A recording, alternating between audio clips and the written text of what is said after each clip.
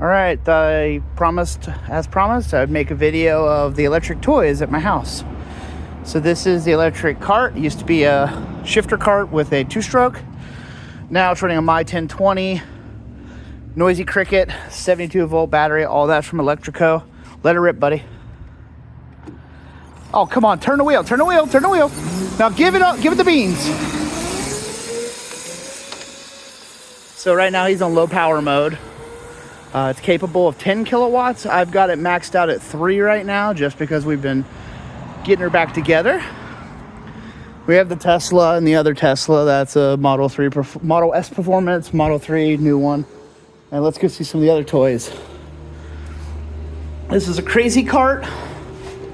Right now we're in my solar shed. Basically, I built this to charge all the electric toys. This is my Krazy Cart, stock motor, upgraded controller from Fast Scooters. I run it on two 20-volt Bauer batteries. This is just the Star Wars, ran on 12. We have an adapter running on 20, but we don't usually run this one anymore. She's kind of outgrown it. The Jeep, originally 12 volt. We have a Bauer adapter. It doesn't have a motor controller at all. It's just off on. So it is running on Bauer 20 volt. Here's the Go-Kart, the other Go-Kart. Originally, it's still lead acid right now, 36 volts. We do have plans to upgrade it to a 48 volt system. Stock scooter. This is the Razor Quad. It's about to get a 36 volt controller. Right now, it's just running on a pair of LifePo 12 volt, 7 amp hour batteries. This is the scooter we have. You can see it's not stock, so that's a brushed 1020 motor, and I'm running a Chinese controller in it from eBay. It did 24 to 60 watts or volts. We use the Greenworks batteries with this one. And this one over here is just the chopper that we restored. It was in a really rough shape. A lot of these toys are restoration projects. Then I got one more cool toy over here. This is our golf cart. It's a restoration project. We restored it from completely destroyed. Body was dented up. It was like 4 different colors. And we did it with, upgraded all the wiring, and we put a 48 volt LifePo battery in it. It now can pop wheelies when it takes off. It's pretty fun to drive now. To upgrade this, all we had to do is upgrade the solenoid to a 48 volt solenoid that could handle the amperage. Upgraded battery.